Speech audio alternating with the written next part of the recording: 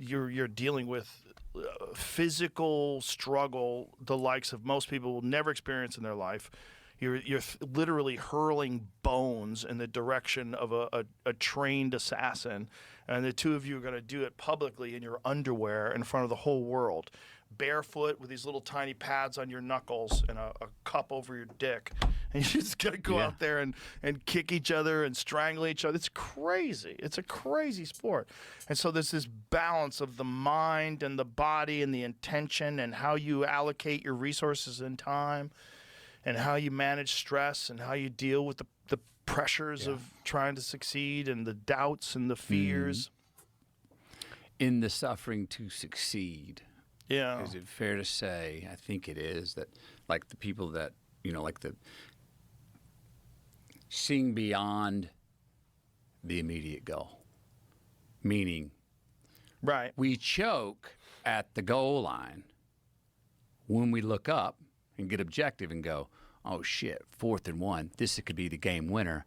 All I got to get is 1 yard. Right. Whereas, no, I run. I will run through. I will use my ability. I will cross that. Bo Jackson, when he scored, he'd go through the end zone, down the fucking tunnel. The best snipers don't aim at the target. They aim on the other side of it. Getting through COVID, part of what I know helped me was going, oh, it's going to be like this for 10 years, gang. Family, buckle up. Yeah. It didn't last 10 years. It was much shorter. Oh, shit. We were preparing for a much longer journey, going to work out. This is going to be hell. Get ready for it, dude. And then all of a sudden you're like, all right, that's it. Wait, I'm done?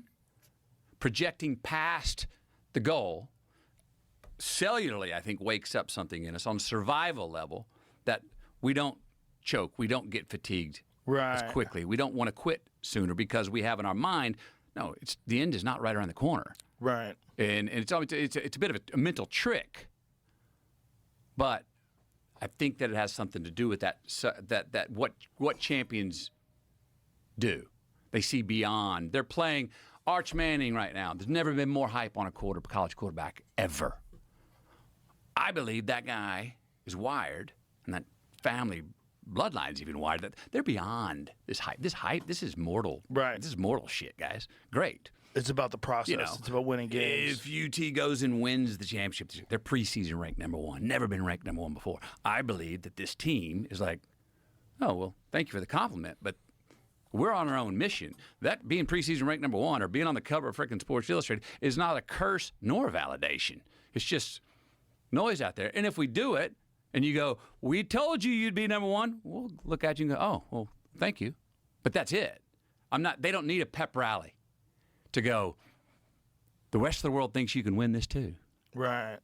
Well, good for them. We're not playing for them. We're doing our thing. I have a mission here. I believe in a path that I'm on. And I'm going beyond this hype, or I'm going beyond this game. I'm playing for I'm prepared mentally and spiritually for an entire season of hell. I'm prepared to fight this assassin on the other side of me that wants to defend and do to me what I want to do to them.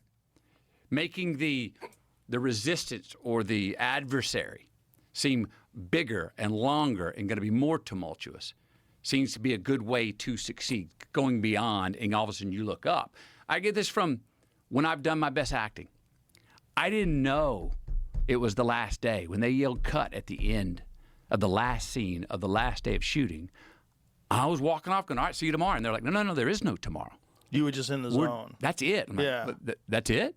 We wrapped? Oh, shit. Oh, hey, Joe. How you doing? For the first time. Because you were just locked in. Boom. Yeah. Best rounds of golf.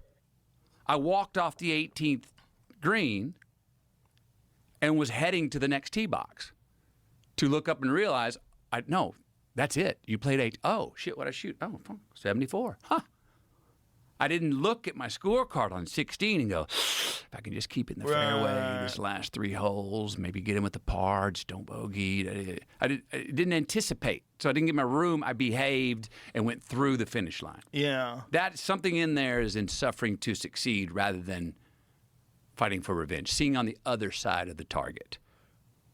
Yeah, You follow what I'm what 100%. Yeah, it's also like concentrating on what you're trying to do versus the impact of what it is.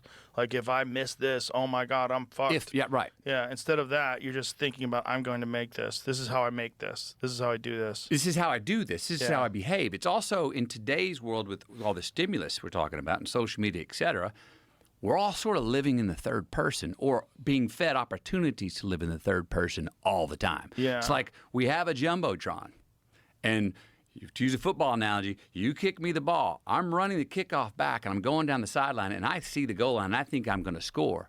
And then I have a look at the Jumbotron to see how I'm doing.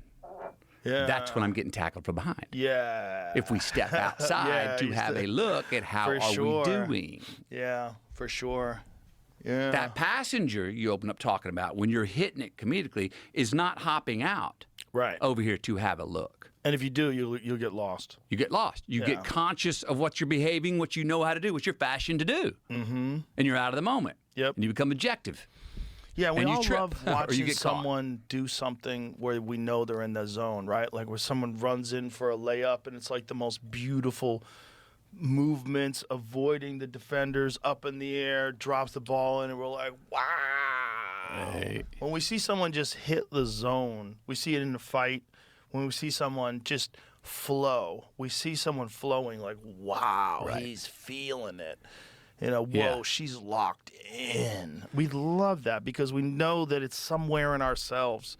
And maybe at one point in your life you experienced it. You might have been playing mini golf or something. Like at one point in your life, you're like, I think I felt a little Right. bit of that. Right. How much do you think preparation has to do with the freedom to adapt and flow once you're in the game? A lot. A lot. A lot. Yeah, almost everything. If you're not prepared, your ability to adjust is very limited. Yeah. You have to be fully prepared and then let it flow.